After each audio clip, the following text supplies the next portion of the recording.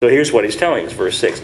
Knowing this, listen, that our old man is crucified with him. Now, you might say, oh, I didn't know that. Well, that's why he's telling us. Our old man is crucified with him. Our old man, I remember, I do a Sunday night church service at the prison, and I've been doing it for many years. And sometimes you get on a little, certain themes, and kind of some things are really real to you and preach it for a long time. And I remember I got on this thing about our old man and talking about what Paul says about our old man, how he's dead. Our old man is crucified with Christ, and I was really hammering on that. And this one man on the front row, he finally just stopped me. He said, "Who is this old man you're talking about?" He didn't understand. Who is this old man? Anyway, who is this old man? Well, it's who we were before Christ. You see, and Paul wants us to know. He says, knowing this. See, when he says knowing this, factor this in. Mark this down as a true fact. Our old man is crucified with him. Notice he didn't say what we religiously say at church services or church circles. I'm trying to crucify him. No, he says he is crucified. Know this, that our old man is crucified. As long as you have that idea that I'm trying to do it, it's never going to get done. It's awful hard to crucify yourself. And if you think you're going to do it, I got news for you. It's never going to get done. Hey, that reminds me. I carry this around the back of my Bible just for occasions like this. And this is a news story I got from Fox News from the internet, and I thought this was such an interesting story. I like to read this when I found it. Here it is. Listen to this. This is a news story. I printed this out from Fox News. Listen to this. Man treated after attempting to nail himself to cross. That's the headline. And I'm not going to laugh. I'm always tempted to laugh about this, but I'm not going to laugh at this man because don't let me laugh. A Heartland man was treated at a Pittsfield hospital after he nailed himself to a cross. The 23-year-old man was apparently trying to commit suicide Thursday evening in his living room, the Bangor Daily News reported. Somerset County Sheriff Barry DeLong said Monday that no charges will be filed. There is no crime here, he said. Police said the man was delusional, and he told them he had been seeing God on the computer. Well, at least he was seeing God on the computer. That's what he told them, that he had not seen the movie The Passion of the Christ, which depicts the crucifixion of Jesus. Lieutenant Pierre Boucher said the man took two pieces of wood, nailed them together in the form of a cross, placed them on the floor. He attached a suicide sign to the wood and then proceeded to nail one of his hands to the makeshift cross using a 14-penny nail and a hammer. Listen now.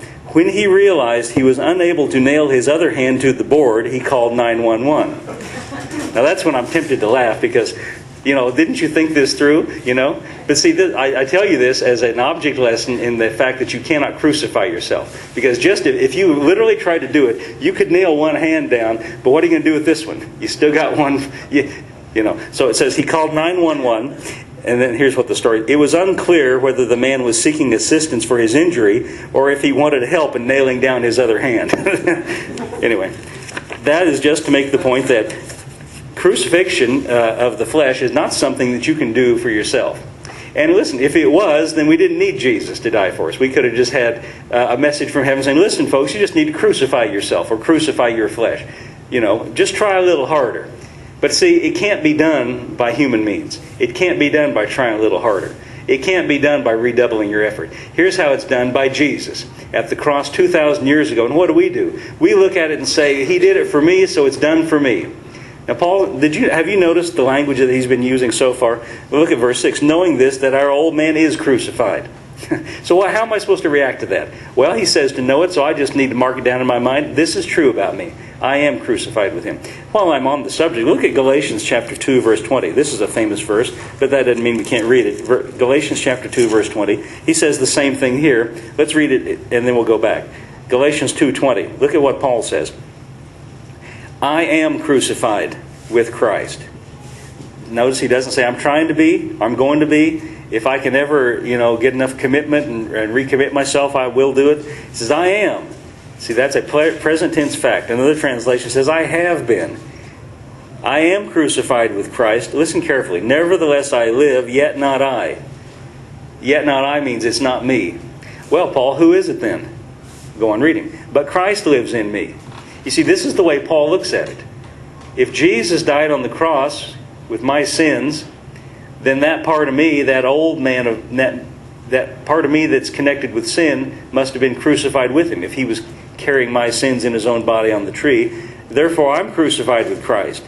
But here I am alive. Who is it? Well, he says it's not me anymore. It's Jesus that lives in me. And the life that I now live in the flesh, I live by faith. Instead of faith, let's say dependence or reliance. In reliance or dependence on the Son of God, and not just the Son of God, comma, who loved me and gave himself for me. Notice this about Paul. Here's what's important to me about Jesus, and here's what I put my faith, my confidence in. Jesus who loved me and gave himself for me. You see. Now let's go back to Romans chapter 6, verse 6. Knowing this, that our old man is crucified with him, comma, listen carefully, that the body of sin might be destroyed. Now what's the body of sin?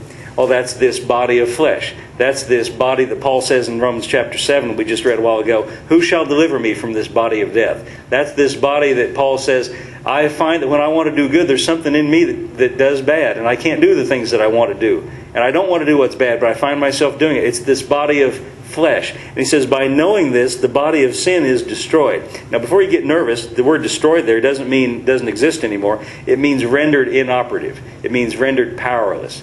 It's sort of like pull out the plug and it goes dead. It means rendered powerless. It's the same word that is used in Hebrews when it says in chapter 2, it says that through death, Jesus destroyed him that had the power of death. That is the devil. Now that doesn't mean the devil doesn't exist anymore, but Jesus rendered him powerless. That's what it means. Jesus has rendered the devil powerless. The Greek word is katargeo, and it means to render without power. And so it says here, the body of sin is made without power. How is it made without power? By knowing something. And the more you know it, and the more sure you are of it, and the more certain, and the more real it is to you, the more the body of sin is made without power. Knowing this, that our old man is crucified with him, that, in order that, we could say, the body of sin might be rendered powerless.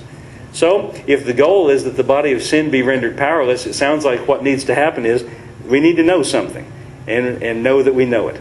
Now, a little bit later, he's going to say, likewise reckon ye yourselves, or consider, or count it. It has to do with how we think about things. As I said before, this requires a total shift in the way we think. A total shift of consciousness and a shift of thinking. But let's go on reading. That the body of sin might be rendered powerless, that we henceforth should not serve sin. That's the goal. Verse 7. For he that is dead is free from sin. He that's dead is free. And who's he that's dead? Well, according to the language he's just been using, he's talking about us. Well, I don't feel like I'm dead. Well, we're supposed to consider that we're dead with him. And the life that we're living is not us anymore, but Christ living in me. You know, that is such a powerful thought and so hard to get a hold of and so hard to grasp. You just have to keep bringing it to your attention until it takes hold. Verse 8. Now, if we be dead with Christ, we believe that we shall also live with him, knowing that Christ, being raised from the dead, dies no more.